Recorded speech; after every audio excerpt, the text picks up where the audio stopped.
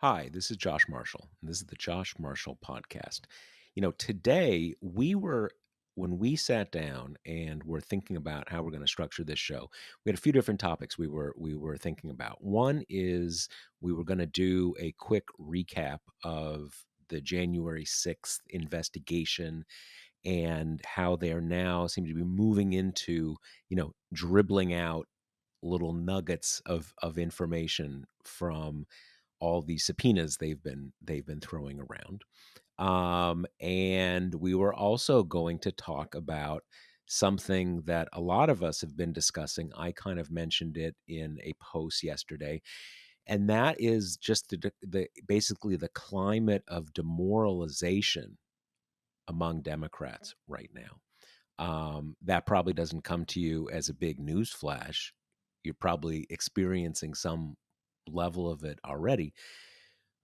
But the way I have seen it is you have this very unstable, uh, kind of toxic dynamic where Democrats believe there are all sorts of things that are absolutely critical to do right now. Some of them are existential: climate, voting rights, and a bunch of other things that are super important. And yet, all of that expectation, all of that demand, and when I call them demands, I don't mean they're frivolous demands. I agree with most of this stuff, but they are colliding into a lack of resources and power to make them happen. And that collision is driving people a little crazy. And it's making them mad. And it's making them demoralized. And it's making them look for scapegoats or people to blame. And that is this really basic dynamic that we are dealing with. Um, but and here I'm going to do something a little different because we're going to do, I think, a little more of a segue, a kind of a fluid segue between my introduction and when I bring in Kate and we kind of talk about stuff. I'm going to really quickly read some Grady's copy before I really cut to the chase, because I want to get that out of the way before we will kind of move into the whole thing. So you're hooked on $6 iced oat lattes and $5 nitro cold brews. It happens to the best of us, but a few months in and a few $100 later, you're ready to become your own barista. Making cold brew at home isn't rocket science, but it is messy. Not to mention the need for grinders, strainers, unitasker brewing containers. If you want to make cold brew at home the easy way, order a Grady's cold brew kit. It's a simple and space efficient way to make a week's worth of coffee without the mess. If you're ready to give it a try, get 25% off at Grady'sColdBrew.com with promo code TPM. That's Grady'sColdBrew.com with promo code TPM. Okay, now that little segue is done. And here's the thing: just as we were sitting down to record this episode, we started seeing a bunch of news flashes which said something that seems to be absurd on its face. And that was that the Build Back Better bill, the reconciliation bill, all the different things we've talked about, called it over the last year, that is supposedly being quote unquote shelved, according to NBC News, in exchange for let me read you the exact thing. Here's the exact tweet from NBC News. Senate expected to shelve Build Back Better bill, moving forward aggressively now on voting rights. Now, when I saw people react to this, a lot of people were saying, all right, great, fantastic. We're finally getting to the real thing. We're going to take care of democracy and voting rights.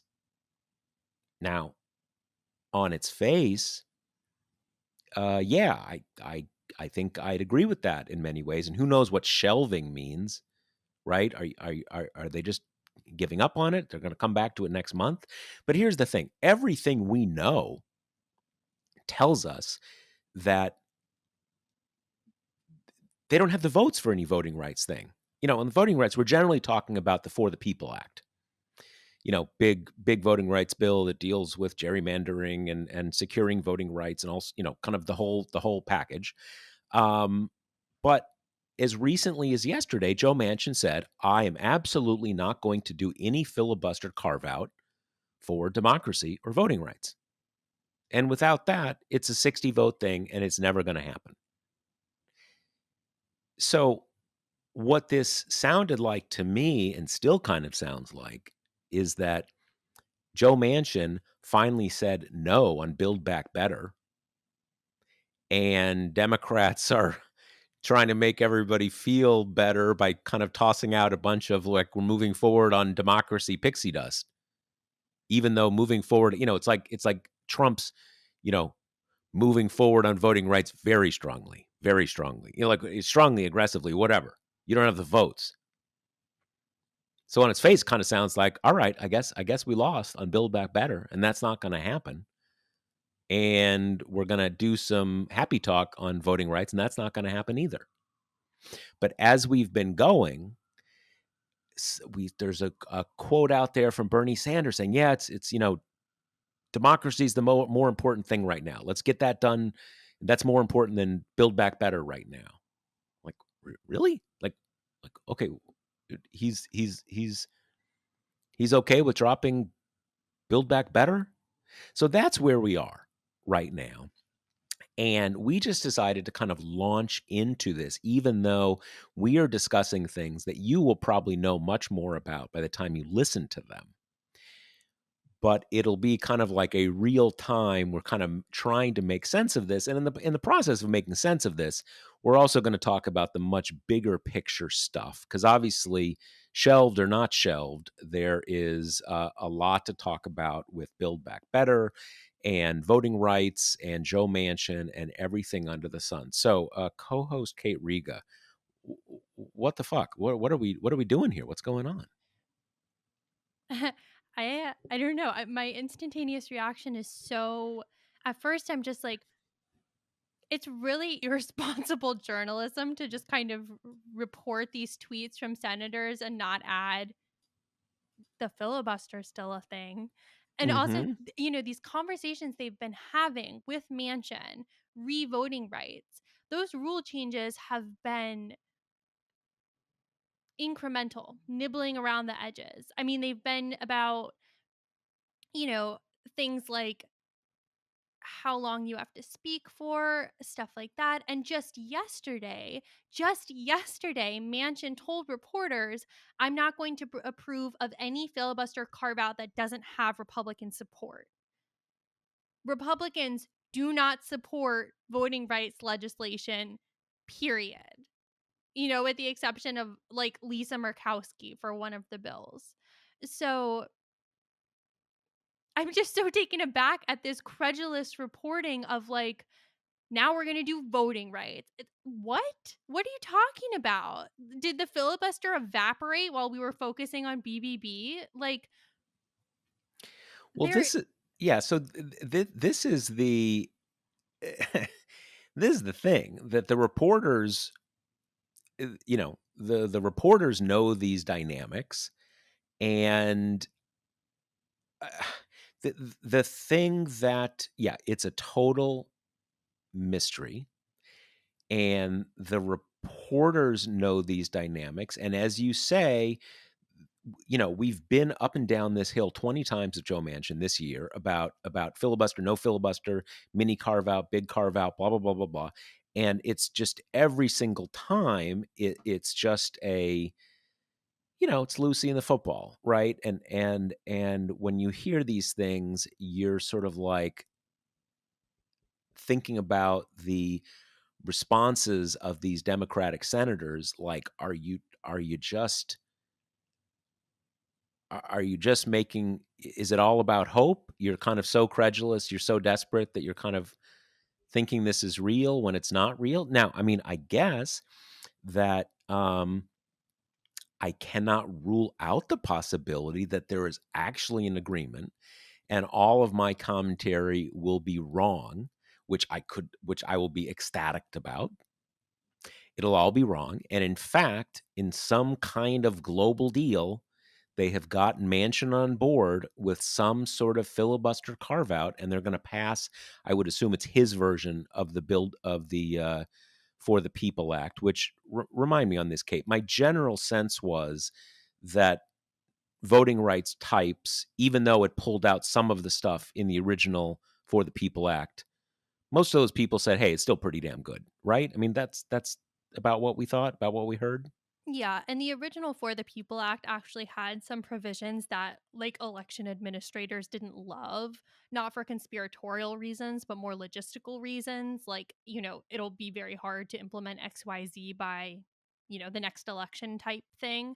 So the new one just kind of hewed it down to the main tenets. Um, so yeah, I think people were still okay with it.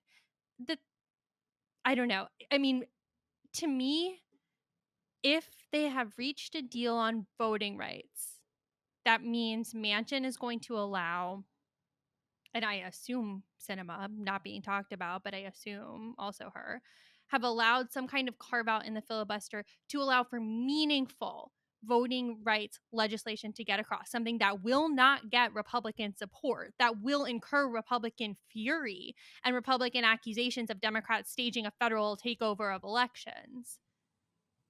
Wouldn't you think there'd be like a press conference or something? Yeah, I guess we have to hold out the possibility that maybe, right now it's 12:36. Maybe we're about to see an announcement that, 3 p.m. today, big press conference at the White House with Manchin and Biden and Chuck Schumer and Bernie, and they're going to all kind of say this is the plan. But of course, I just made that up completely. We haven't seen anything like that. And I think you mentioned, Kate, but right before we started, that there had been some other report uh, about John Tester saying, "Yeah, we're working on some." Seem to say, some filibuster carve out kind of stuff or rules changes or something. Um, so let me ask you this: you mentioned earlier, Kate, that to the extent that there have been these discussions uh, in recent days, they have focused on these things about, all right, this long to talk, this many, that and just to remind everybody, it's never been at all in the cards, even in the sort of the fantasy Senate, fantasy football, fantasy Senate rules. It's never been in the cards that they're getting rid of the filibuster.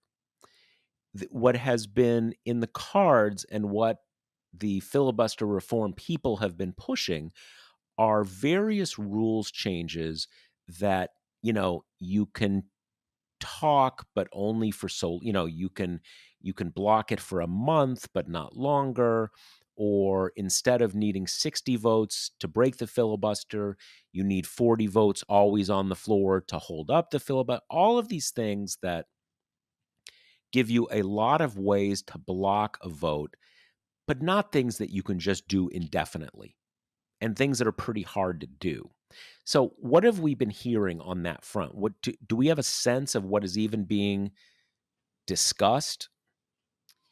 I mean, the thing is, some of this stuff, they've been quote unquote discussing for like months. And Yeah. Manchin has been in those meetings too. And he's, expressed before that he doesn't, he likes the idea of a talking filibuster.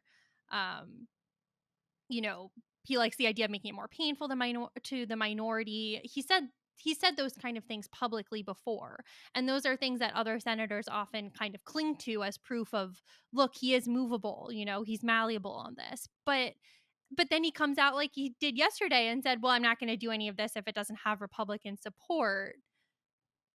And then you're like, "Well, that's great that he theoretically is okay with it, but doesn't really mean much in practice if he's not willing to carry it through."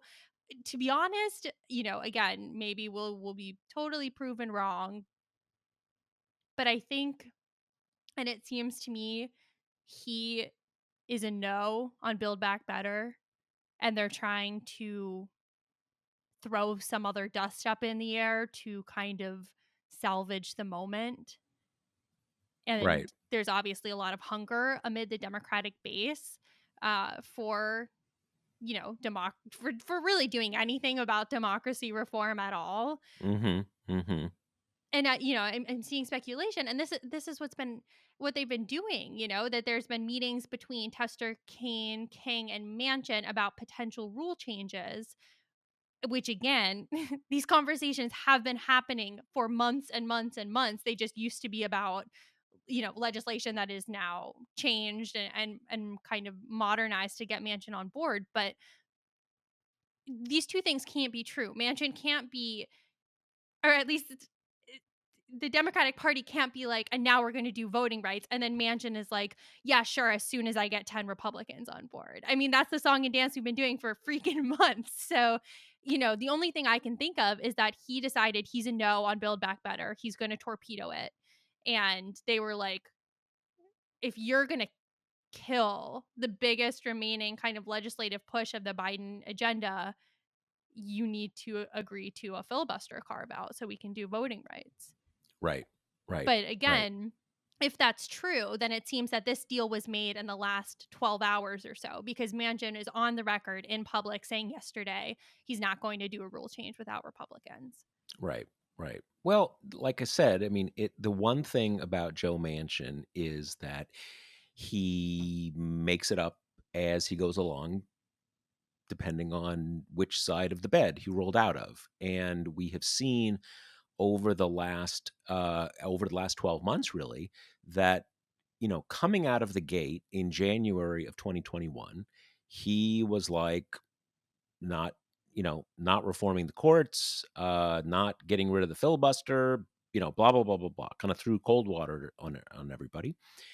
And then maybe 6 weeks later, he was on the Sunday shows basically talking up the talking filibuster, that it's gotten too easy, and everybody got kind of, that was there was this um there was this storyline and timeline that the filibuster reformers had sort of pushed on everyone. And I don't mean pushed on everyone like it wasn't true, kind of like, here's a plausible game plan.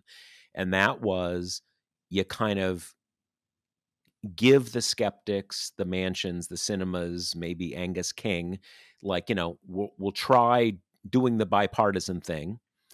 When Republicans shoot everything down, we're going to go back to them and say, hey, clearly they are not operating in good faith. We got to reform the filibuster. And this seemed to be Joe Manchin sort of, being open to that approach. And then he shifted back to like, I'm never changing the filibuster ever. Filibuster is what it means to be an American and all that kind of stuff. Who knows? We don't really know what is going on here. Um, so let's step back and talk about what we were initially going to talk about, which is that climate of pessimism that has gripped Democrats. And maybe that will be shifted by something we are going to see, that'll come out in the next few hours or something like that. But let's talk about that. What are you seeing in terms of how that pessimism is sort of seeping into the fabric of the Democratic Party, as all of this just drags out and drags out and drags out? I mean, a lot of times it kind of feels like Democrats have already given up in all the real ways. It's kind of the same thing as this Manchin stuff we're talking about. It's like no Democrat worth their salt is going to go out there and be like, yeah, we're going to get clobbered in 2022. That's just the reality. But then they don't super seem to be acting like they're interested in averting that from happening. And, I think we're seeing that particularly in Biden, who kind of uses the danger to democracy as an occasional rhetorical talking point. But we saw him barnstorm at the beginning of this term for, COVID relief and then for infrastructure stuff. Send out his deputies, kind of fan across the states and make the case. And he's never done the same thing for democracy reform. He just hasn't. It's something that advocates were so excited when he got elected. And, I did interviews the day after the election with them about how, you know, this is so necessary to stave off what happened under Trump, and how, of course, Democrats will. I mean, it wasn't even a question then of will Democrats do this? It was a what is the best approach to do this? And instead, it's kind of languished as this. Yeah, that's the next thing we're gonna do. We'll get to it after we get this stuff, which obviously Manchin has dragged out and dragged out and dragged out. But Well, let me ask you a question on that, because my understanding of the For the People Act, which is again kind of some version of that, is uh, um, when we talk about democracy, voting rights, it's that thing. There's also the John Lewis Voting Rights Act, but um, that's the big thing. Now, that I think has three basic prongs. One is that it creates a set of rules that, you know, ramps back the ability to have partisan gerrymandering, you know, gets the gerrymandering situation under control. Second is it does a lot of stuff about early voting, and, kind of it creates a set of federal rules that covers all the different fights about, can you vote by mail, can you vote early, all that kind of stuff. And then it does basically campaign finance reform. And those are the three buckets. Those are the three things. Now, to my mind, the most important part of that is the gerrymandering stuff. Um, but one thing I wonder about is that what I at least think people are most focused on right now are these state laws that basically say, if the state legislature decides it doesn't like how the election went, they can just overrule it. Or you have you know local boards of canvassing that are now stacked with big lie supporters, and all this kind of stuff. All of these personnel and rule changes that basically make it the case that you can, legally throw out the results of the election, right? That the law says if you want to, have the election, but if you want to, you can get rid of the election and just decide to give the votes to whoever you want. Now, as far as I know, that isn't covered by any of the voting rights stuff or any of the For the People Act. And I'm not even totally sure it can be. Now there's the Constitution. I'm not even sure. I'm not even. I haven't even kind of thought that through, because some of it goes to sort of extra constitutional stuff. I think a lot of the biggest dangers that really do face our democratic system right now are not covered in the bill that we are talking about, even though it covers a lot of critically important stuff. And I some of the things that have happened are so novel that I'm not even sure we know yet whether they could be addressed by federal legislation. uh, But what were you going to say, Kate? yeah, right. So to me, it's like we've focused a lot about the suppressive voting laws. Obviously, nothing has been done about them thanks to Manchin and Sinema, but that's been the focus. When in reality, looking back at 2020 as a rehearsal for what these people are planning to do in 2024, the only it wasn't even really about the votes. It was about the machinery to certify the election, which is where they went. And then we kind of, I mean, the votes contributed in that. They gave Biden such a large buffer that these actors would have had to overturn and sway actors in so many different states that it kind of prevented a domino effect just because there were so many people who would have had to be convinced from the level of, Secretary of State to the, people who sign off on their legislate on the electors to the courts to the federal level people in Congress. Right. So that's where that comes into play, but it's that machinery that they targeted that if they had been kind of less of buffoons, they could have taken out, and Right. we had some Right. people in those positions also who, to give full credit, showed, amazing gumption and wouldn't let themselves be swayed. Even, sometimes that came with bucking their party. So now, Steve Bannon has a podcast that's very, very popular, tens of millions of downloads. He, for months, has been telling people that they need to run for or apply for positions on the very local level that have to do with election supervision. A lot of times, it's kind of almost a canvasser position, but sometimes in some states, these people have more power than that. And a lot of times, they're kind of called poll watchers or something like that. ProPublica did this report on it that there have been almost 9,000 new signups of Republicans looking to seek these positions, which are so hyper local that they often are just there for the taking. They go Right. unfilled. You just kind of sign up, basically. Exactly. Yeah. Yeah. Yeah. Whereas for Democrats, the line has stayed completely flat. And I just think that's so indicative of the Democratic problem writ large. It's like our lawmakers seem to be hung up on stuff, serious stuff, but like racially driven vote suppression, which of course, very important. But I don't know why they're not working on that on the one hand. And then on the other hand, being like hyper focused on positions that will be the most critical political positions anyone can hold in 2024, which Right. in most states, is secretaries of state. Or even Some 2022. I mean, Right. obviously that plays there as well. Right, exactly.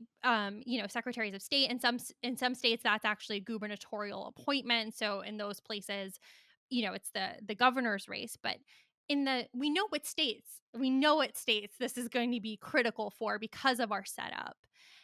And the Bannon anecdote I just think it's indicative of this bigger problem where Republicans have been doing this successful kind of all their politics has been successfully state driven for so long, which is how we basically ended up in where we are today because that has affected like every tendril of our politics. But specifically with election stuff, we've seen that it comes down to people in obscure jobs that most Americans haven't really heard of before being swayed to kind of use a cloak of important sounding words to basically throw out the people's will and put in the legislature's will.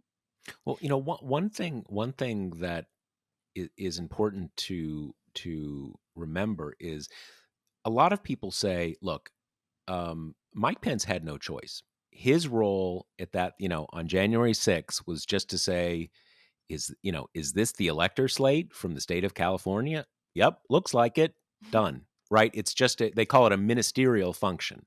He's not there to make a judgment call. He just has to look at it and say, done.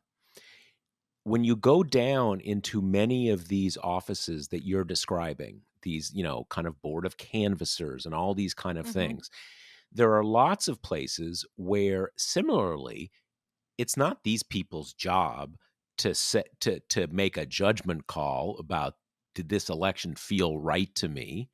It's just they're the person who, from such and such county, the votes get sent in. Is this the truck that brought the votes from that county? Yup. Okay, done. So it's not up to them to make these substantive decisions.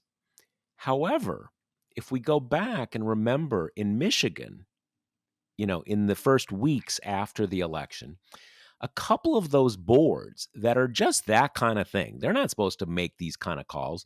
They looked and said, nope, no, not going to do it. And I think in a couple of those cases, they were still boards that had, there's two Democrats or three Democrats and three Republicans, and it's usually a unanimous vote. So Republicans couldn't win the vote, but they could withhold their votes. And so it's a stalemate and the votes don't get counted. So the point is that you can say, well, he's not allowed to do that in Mike Pence's case, but what if he had done it? What if he said, "You know what? I don't accept these electors." Well, a lot of law professor types could say, "Oh, it's a ministerial function. You're not allowed to do that." But like Republicans would have supported him, and there's a Republican Supreme Court. So, in a lot of these cases, you can do whatever you want. It's up to someone else in some greater position of authority to say you can't. And in a lot of these offices that we're talking about, it's a similar kind of thing. They don't really have any power or license to just decide they don't like the results of the elections, but who's going to say they can't? And in a lot of these states, and this is the sort of the chain reaction that we're talking about, you know, county board down in some county in Michigan says, "Nope, don't like these." And who's going to overrule them? Well, I don't know in Michigan whether it's the Secretary of State or the Attorney General or maybe the governor. But the point is, if you have those offices too, then no one's going to overrule them. And that to me, and just to summarize the point we were making before, the voting rights stuff in terms of how easy it is to vote, when you can vote, what ID you need to vote, that stuff is critically important, except if there's someone else up the food chain who can just decide, you know what, I looked at the totals, I don't like it. That obviously becomes even more important because who knows if you can vote on Sundays or if you can vote in the evenings or if you can vote by mail. If all the votes can be tossed out, it kind of doesn't matter. And that's what we're talking about here. Um, Exactly. And I think a lot of Democrats, particularly on the federal level, are kind of acting like January 6th and all that preceded it was a one time scary thing, a near miss. But you just simply don't have to look hard to see that that's not the case, that what it was practice, a rehearsal, that these same people are going to learn from what they learned then, take those lessons and figure out how to do it better in the near future.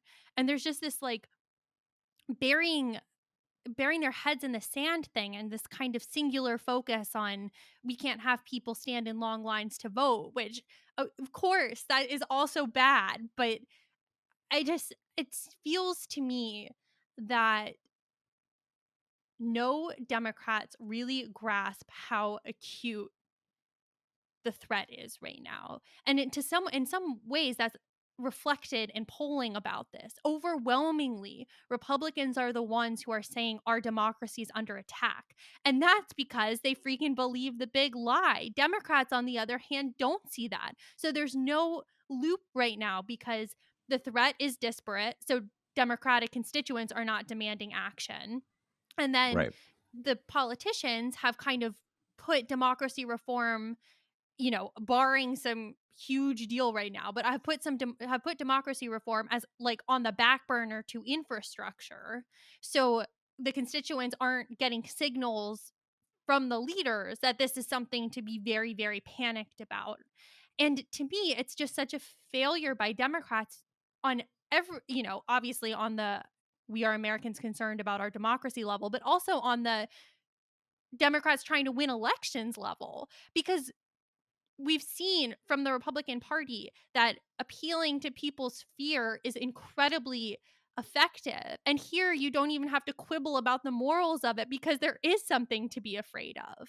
And I think Democrats have kind of been taking this route of, or the Biden administration specifically, like people are worried about bread and butter issues. They're worried about the economy. That's what we want to deal with. And to me, I don't understand why you can't twin those two things, especially because it's been done before and done successfully. Like if you look back at FDR, he married the New Deal with creeping authoritarianism in the United States. He saw that they were intrinsically linked, that slides into authoritarianism are often provoked by a decline in people's economic fate, that kind of disillusionment and disappointment and anger so easily feeds into the authoritarianist desire to overthrow what's in place right now because those people are not looking out for you. So Mhm. to me, it just seems like so obvious that Biden and Democrats, to the best of their ability, should marry those two things. We are looking out for you, the people, and you need to kind of be behind us. We need to work together to fend off this very existential threat to our democracy. And obviously the big problem here is Manchin, who is just rendering Congress absolutely ineffective. He's doing what you would expect a Republican operative embedded with the Democrats to do right now. And Right. I don't want to minimize that because it drives me crazy when I read articles that are like Democrats will not do XYZ, and it's like, well, 49 of them would, or 48 of them. Right. But that being said, Biden's got executive powers, a lot of them that he hasn't really plumbed to this point. And granted, the stuff like canceling student debt or potentially using the executive branch to lower drug prices, those are not clean answers. There's a lot of debate about if he can do it or not, but why not try? Why not get caught trying? And there should be this very precision focus on local and state levels like we've been talking about. I just think we've been in this place where the Democrats are pointing to Manchin and saying, well, can't do anything, this is where we're at. Right. And the Well, I the think threat's just so existential. I just think it demands that they be more creative. here I don't disagree with you. I think the not the excuse or the well, I think what is happening is this. There's that line about if you have a hammer, everything seems like a nail, right? Mhm. And I think the reverse is also true. If you don't have a hammer, you don't want to see nails, right? Because there's nothing you can do about them. And I think what is happening here is that they don't want to focus on it because they don't feel there is anything they can do about it. Now, I don't think that is the only reason here. I do think that there are a lot of people up in the Senate that think, look, it's bad, but you know, things have been bad before, things come out in the wash, blah blah blah blah blah. It's not as um we'll figure it out, right? Um, I do think there is a significant amount of that. But again, I think the other thing, and to me, this is the sort of the story of what is happening. It's no fun concentrating on something you can't do anything about. And Joe Manchin is the issue. Now, Kirsten Sinema might also be the issue somewhat. Angus King, I mean, he said that he would support a carve out, but I guess there's maybe one or two other wobbly filibuster people, but those people have said, I'll get rid of it for voting rights, or I'll Mhm. defang it for voting rights. Um, and again, I think that, and I think this goes to to Biden as well, or the people in the White House, that you don't want to kind of put all your cards on something where you feel certain you're going to lose. And that, again, that's not justification. That is more, I think, a 30,000 foot, from my point of view, capturing of the nature of the crisis. Again, that confrontation between tremendous expectations, tremendous need for reform, for change, that are in some cases existential, but not having the resources to to fulfill those expectations, and that creates stasis. It creates anger, um, and that is the sort of the to me that is the sort of the crisis of our moment. It doesn't point to any solution, but I think it does capture the what the stasis and the sort of the impotence is about. Look, I mean, I don't disagree with you, but I think the same way that passing popular legislation doesn't necessarily get the president or his party much of anything, that's a disconnect we've been seeing again and again. And now there's data to back that up.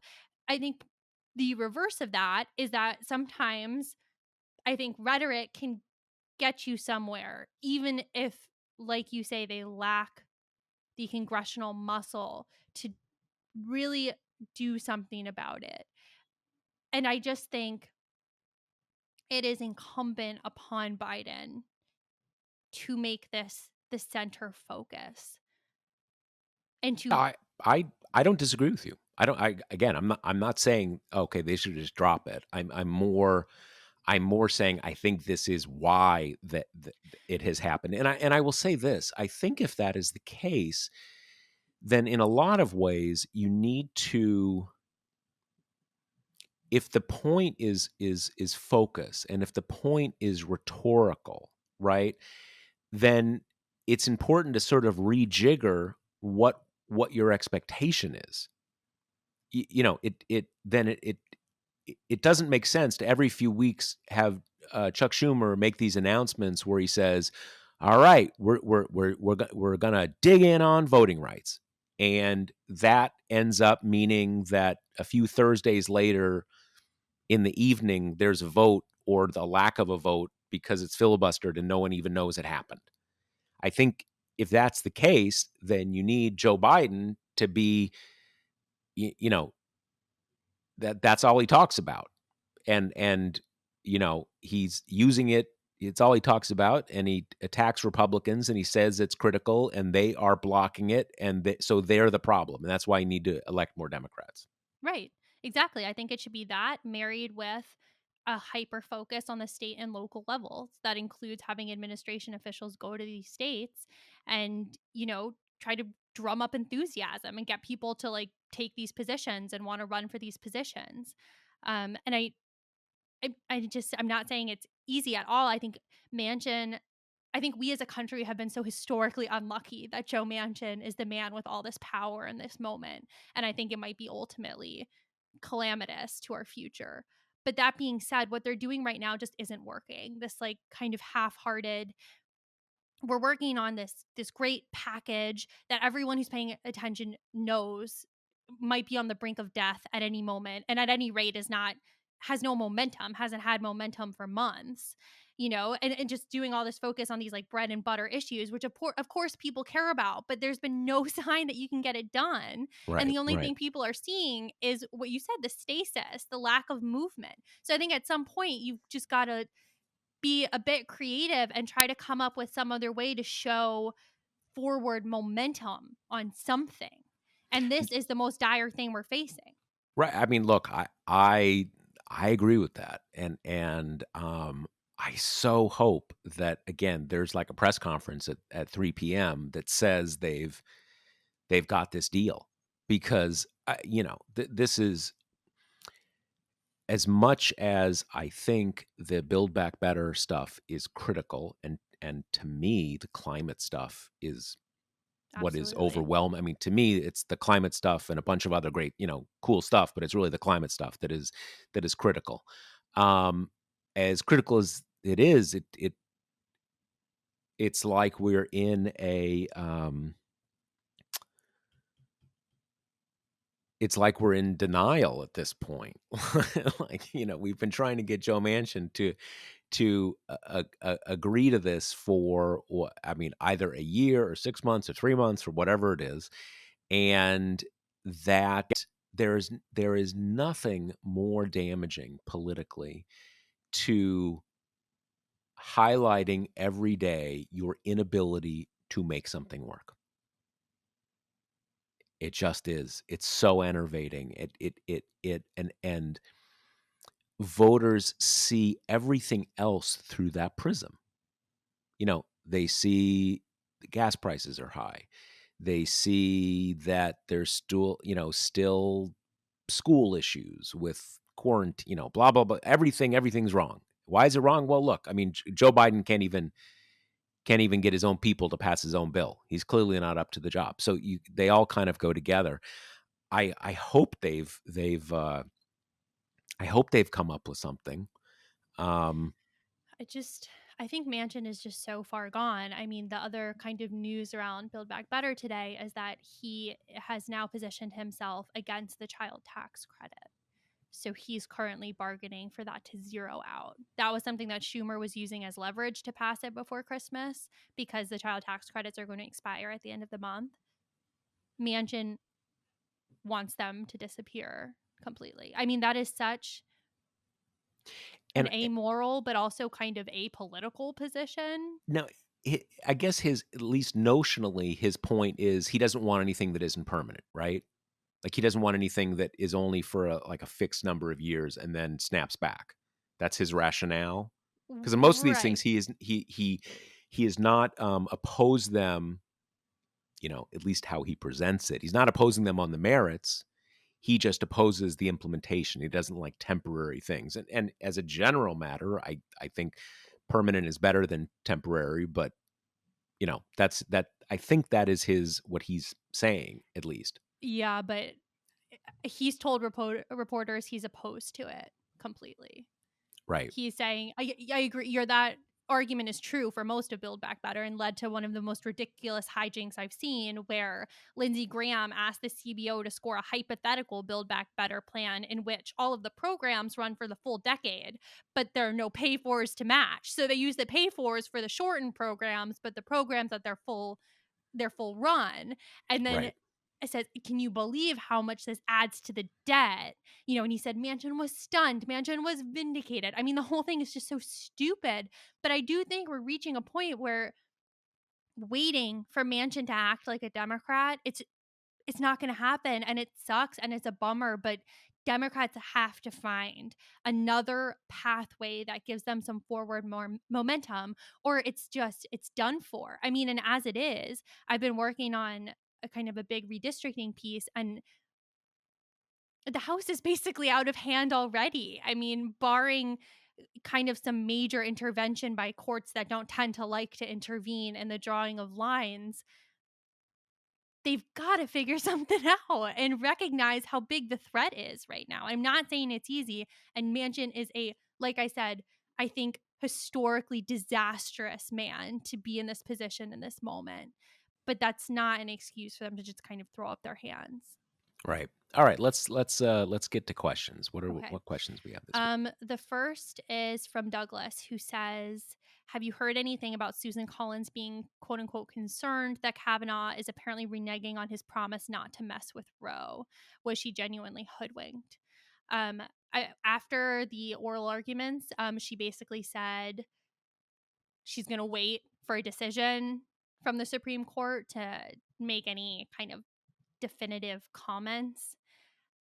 And I mean, she wasn't hoodwinked. Come on. I mean, when Trump was on the campaign trail, he said, I'm only going to pick judges who will overturn Roe v. Wade. I mean, it's the same position as I was kind of doing pre reporting before the arguments. And I had some, very, very smart law professors tell me, like, the only hope for Roe lies in Kavanaugh and Amy Coney Barrett. And then you're like, well, okie dokie, then we kind of know where we stand. Right. Right. I mean, I would say she is like 10 degrees more likely to, you know, she's 99% likely to overturn Roe. He's probably 85% likely to overturn Roe. So there's a little difference, but like not a meaningful difference. And he might also be 99%. Um, you know, Collins is basically full of it on that stuff. It's entirely possible that when they overturn Roe, she will put out a statement saying, I I am very disappointed since I believed Brett Kavanaugh would show more you know more respect for precedent and blah, and so I'm sad. And like, okay, well, I'm whatever. sure she will. I Yeah. mean, the same way, kind of after the oral arguments, she very newsily make sure everyone can hear me. I'm talking very loudly in the hallways, was like, I'm talking to Democrats about abortion protections legislation when she knows it doesn't have a chance in hell of passing. It's like, great. Thanks, Suze. Yeah. Appreciate it. Yeah. Yeah.